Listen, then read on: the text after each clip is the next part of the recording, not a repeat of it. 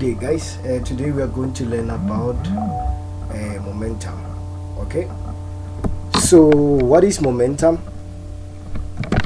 So when we talk about momentum, and according to your CAPS standard, we are talking about the product of a particle's mass and its velocity. Okay, so now for example, just imagine a truck rolling down a hill. So when a truck rolls down a hill, what we call the momentum of that truck, we are talking about the mass and the velocity of the truck going downhill. So if you can recall from your lower grades, you can remember that velocity is a vector quantity, whereas your mass is a scalar quantity. And whenever you multiply your scalar quantity and a vector quantity, you get a vector quantity.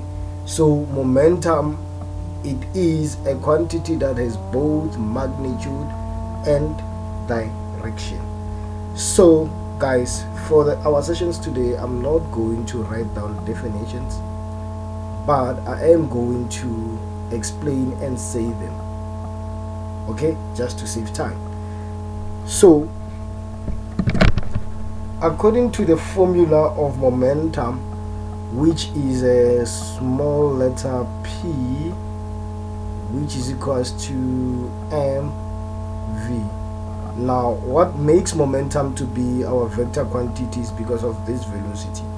So from this equation you can clearly see that if you increase your mass, the value of your momentum will increase, or if you increase your velocity, the value of your momentum will also increase. Okay, now I'm going to make an example. Let's assume that we are talking about a 1500 kilograms car moving at the speed of 8 meters per second. Okay, so for you to calculate the momentum of this car, it's going to be 1500 multiplied by your 8 meters per second, which will give you some 12,000. Okay, so the units will be in kg meters per second. Okay, now looking at this value, it doesn't have a direction, because here we were not given a direction. But if we were to be told that maybe the direction is south, then we are going to write south here.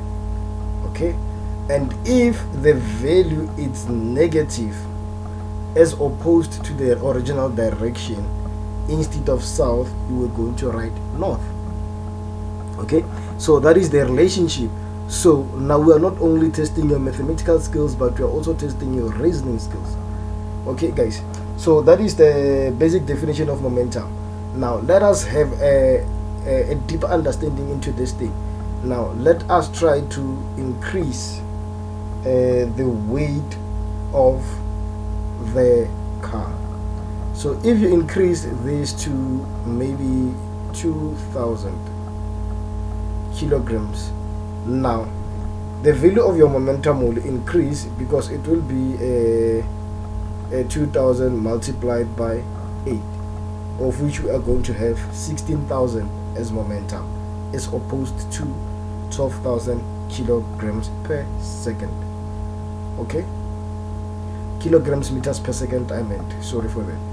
So you can see that when you increase your mass, the value of your momentum also increases. Same thing applies to your velocity.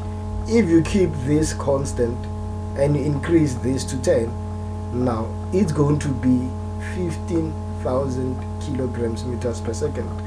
So when you increase either of these, you are increasing your momentum. Okay, so we can say that objects with the higher value of mass are way more difficult to stop or to move.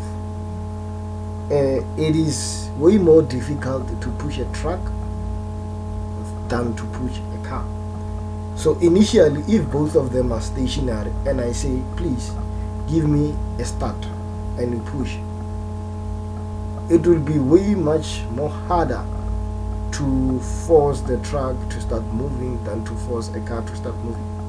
Okay, so the more the mass, the higher the momentum. Okay, so now when you come to your examination, you must understand the definition of momentum. We are talking about the product of a particle's mass and its velocity, and know that it's a vector quantity. Okay, so you must also understand the term inertia. Okay, when you talk about inertia, we are talking about the resistance of a body to change motion. So whenever a car is moving, when you apply brakes, there is somehow a resistance for it to change motion. Whenever you're inside the car, when you apply brakes, you keep on moving at the car's speed, hence you move forward when the car brakes. So your body is trying to resist the change in motion. But then when you have your seatbelt on, your seatbelt will make sure that you and the car are somehow the same particle. When the car brakes, you will also come to a stop. Okay, so now let us make another practical example based on momentum so that we can move on. Now we have a car of a mass 1000. So we have car mass 1000 kg, and then we have its velocity, which will be 8 meters per second due east.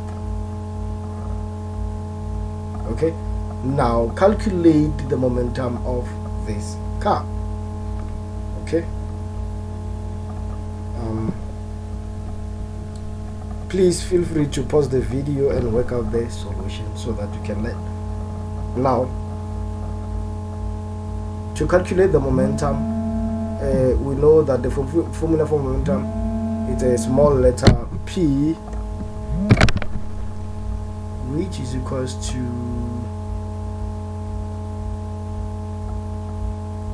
m delta v.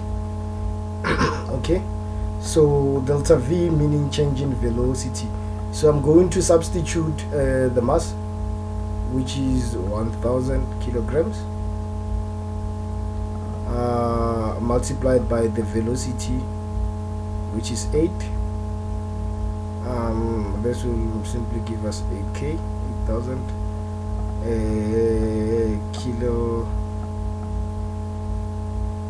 kilograms meters per second due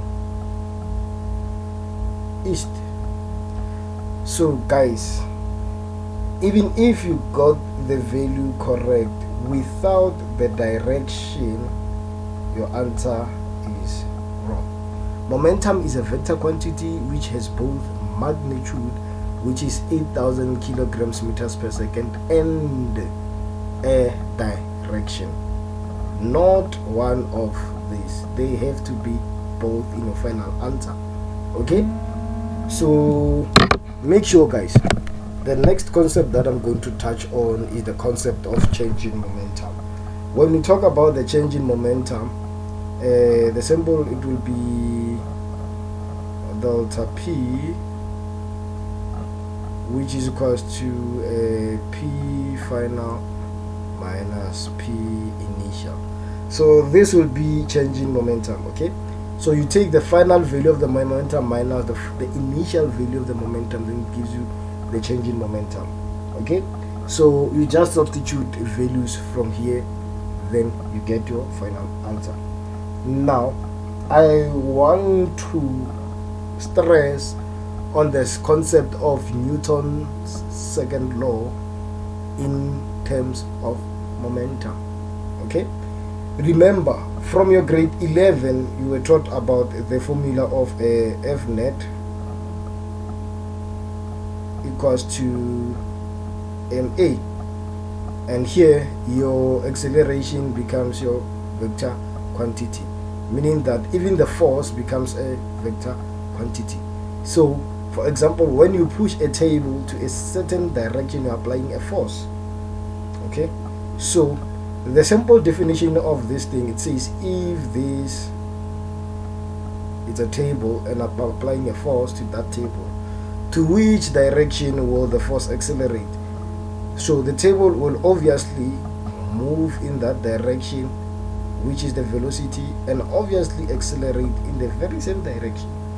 Okay, so stating the normal Newton's second law with the scenario that I've just explained is that when a force is applied on an object, it will cause the object to accelerate in the direction of the force. Okay, now looking at this formula, you can clearly see that mass is directly proportional to the net force and inversely proportional to the acceleration. If you put you the same force, you decide to add mass on the system, the acceleration will decrease. That's what that means. Okay, now there is a new concept that has brought into place, which we called an impulse. Okay, there is a new concept we call an impulse. When we talk about an impulse, we are talking about a net force applied on an object per time duration. Okay, how did we get to this formula? So let us derive it from this one. Okay, now you have F net equals to ma. Now a, from grade 10, acceleration is equals to the change in velocity over the change in time. Okay, so we are going to replace acceleration with this. Okay, so now we are going to have mass multiplied by acceleration, which is changing velocity over the changing time. Okay, now if we go further, we can now have the formula of momentum over time. This is mv. Okay, so now that one gives us changing momentum over changing time. Remember, this side we still have F net, so now we are left with F net is equals to, or F net delta t, F net delta t is equals to the change in momentum. Okay, so your impulse is equal to momentum and they share the same units. Okay, yes, you can say Newton's second, but it's also the same as saying kilograms meters per second. Okay, so now explaining the concept of impulse. For example, if you can look at the cricket players or players who play, what do you call that? Is it a baseball? Yes, a baseball.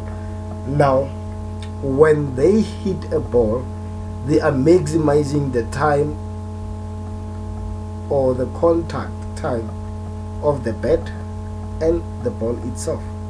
Okay, so by increasing the time of contact, you are increasing the impact, the force of impact. Okay, so if you swing the bat along with the ball, it requires less force from you to make a huge amount of momentum, in simple words. Okay, so that is the basic concept of impulse. Now, from the black neighborhood, from Kasi there, when you were playing, if you jump down the tree, when you get to the ground, you bend going downwards. It's like your legs act as a spring just to absorb the shock. In that way, you are not feeling any pain or getting hurt, or you are not risking to get any bones fractured because of that. Okay, so it also falls under the term impulse. Okay, now let us move on from this scenario and go to the conservation of momentum. All right, when you talk about conservation of momentum, the definition goes like this: the total momentum of an isolated system is constant.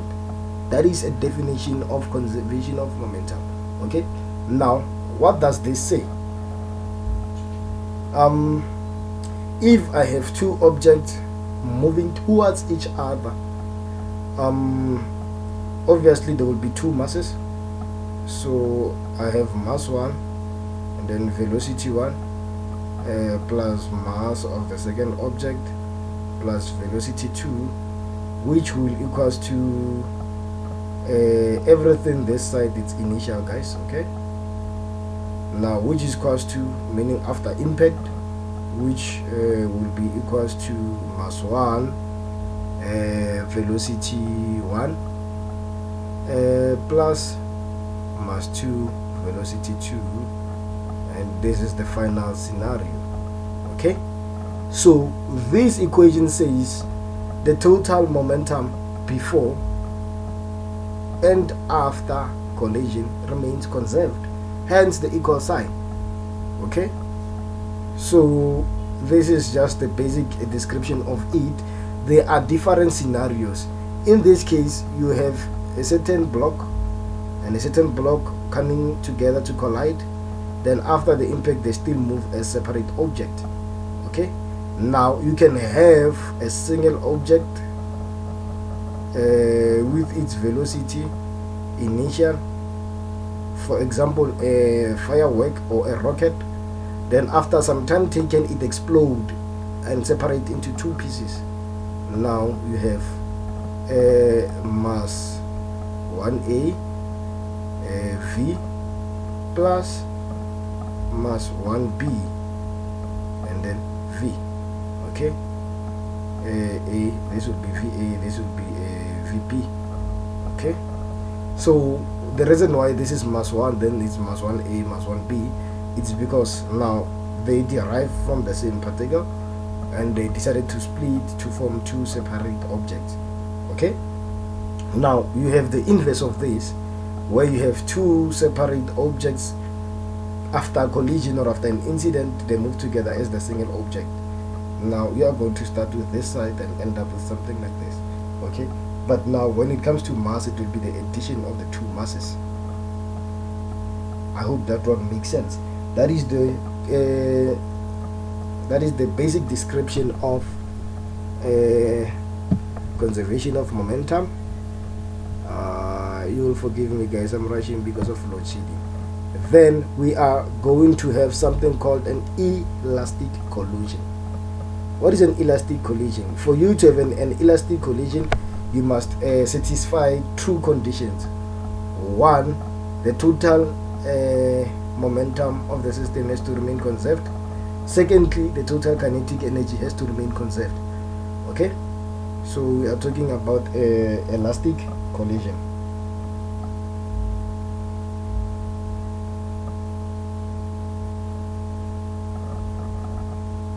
Okay, what do you need to satisfy? One, momentum. Okay, I'm sorry about this.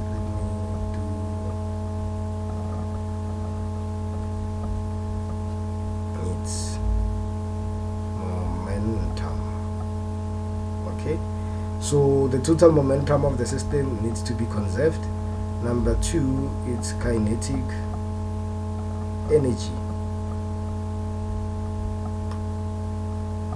You understand? Kinetic energy also needs to remain conserved. So if you satisfy the true conditions, then you can prove that they can have an elastic collision. Okay. Now, if you want to have an inelastic collision, the total linear momentum of the system will remain conserved, but the total kinetic energy is not conserved.